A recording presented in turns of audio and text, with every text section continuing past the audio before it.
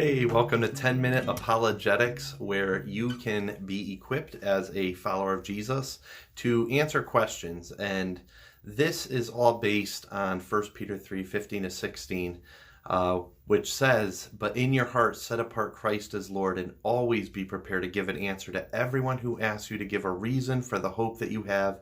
But do this with gentleness and respect, keeping a clear conscience, so that those who speak maliciously against your good behavior in Christ may be ashamed of their slander." So we want to be prepared to give answers to people that ask us questions about our hope, our Christian hope. But at the same time, we want to make sure that we do it gently and kindly, and we don't want to win a battle and show that we're smarter than they are, we have better answers, or we're even better prepared. But we want to show them the love of Christ, but show that we do have answers for what we believe, and we don't have to run away or be afraid of questions. So what do you do when you get into a situation where somebody asks you about what you believe? If you think about the range of possible questions you can be asked, there are so many different avenues, through, I believe in evolution, I don't believe in God, I'm an atheist, I believe the Bible is a bunch of stories that are made up.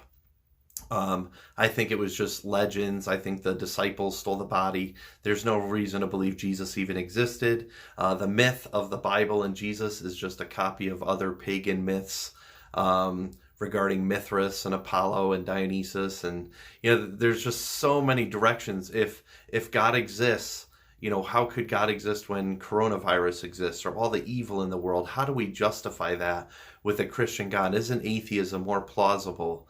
And I'm actually I feel like it's kind of a timely message, but tomorrow I'm going to share why and how God could exist in a coronavirus world and how it all makes sense.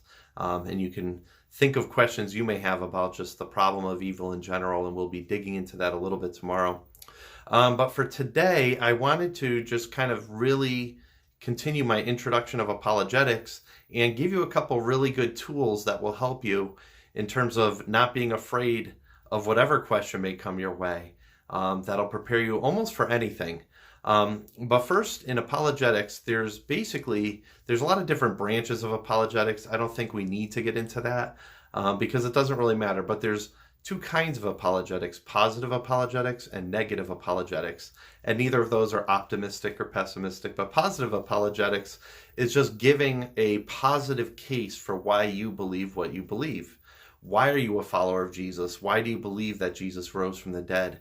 It's positive case for the existence of God and the evidence from history, or, why we believe what we believe. And negative apologetics is basically the person that is asking you questions. I don't want to say your opponent or adversary, because they're not. They're people that need Jesus. But they may have a way of thinking. Maybe they're an atheist, or maybe they're a Buddhist or a Muslim. And negative apologetics is basically concerned with not attacking, but undermining their presuppositions or what they believe. So both of those are things that we can be equipped to do. Recently, I had a growth group or a small group Bible study with a bunch of friends at my church. And it was really a good way of looking at apologetics and answering questions, because a lot of times we're afraid. There's just such a range of questions. How am I prepared to answer everything? I have to know everything before I even approach a non-believer, because they could ask me something I don't know. It was based on this book, Tactics, by Gregory Koukl. And this is just a small group guide. But it's really an interesting way of looking at it, because a lot of times we feel like we're going to be on the defensive, and I have to be able to be prepared to answer every question. Is that true, though? Somebody might ask me a question, and that could put me on the defensive. And maybe you've been in a situation where you've come across maybe a diehard atheist who just kept going after you. You answer one question, boom, they hit you with another question, boom, they hit you with another question, boom, they hit you with another question. How do you get off the defensive? And it's really applying the Socratic method, or it starts with the Socratic method, but Greg Koukl calls it the Columbo tactic, and I'm a huge fan of Columbo. In fact, it's my favorite TV show of all time. Doesn't kind of shows my age a little bit, but Columbo always asks people questions, And a lot of times he would be like, I just don't understand. He did it from a very non-confrontational sort of perspective. He just kind of said, I'm confused, or I don't understand, how this could be. And he asked people questions, and he kept asking them questions. And then a lot of times Columbo would walk away, and they would breathe a sigh of relief. He's finally done. I got out of this for now. And then he'd be like, oh yeah, I almost forgot. There was one more thing, or I had one more question, sir. And that was usually the gotcha question. So let's say somebody approaches you with a question and you may not know the answer. Well, the first thing you could say, and this is step one of the Columbo tactic, is what do you mean by that? So they ask you a question. A lot of times you may want to, like, this is kind of the way I think is I love answering questions. So I may just want to answer their question.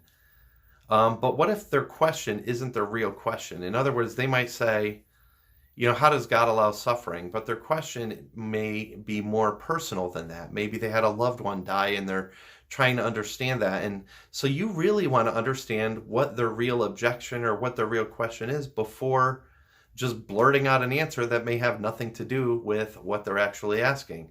And so if you say, what do you mean by that? It may give them a second to pause and think, but it's also going to give you time to think at the same time. And they may give you a little more information that helps you come up with a way to answer their question. Greg Koukl calls this putting a stone in their shoe. Our goal may not always be to share the gospel and somebody puts their faith in Jesus every single time. Maybe we plant seeds, maybe we water the seeds that somebody else may get to harvest. I mean, we should be ready to harvest if it's their time, but maybe they have questions and we get to be gardeners. And so we want to give them food for thought. We want to challenge the things that they may assume because maybe they've read something on the internet. So the question one you might want to ask when you're asked a question is, what do you mean by that? And they can clarify, they can give a little more information. And it also shows that you're interested. You don't come at them with a combative tone. What do you mean by that? That's the dumbest thing I ever heard. You don't ask it that way. You just, what do you mean by that? Because you really should want to know. And the second question follows up on that is, how do you know that's true? Or where did you get that idea? Or how do you know that, a lot of times people will make an assertion. They'll say something.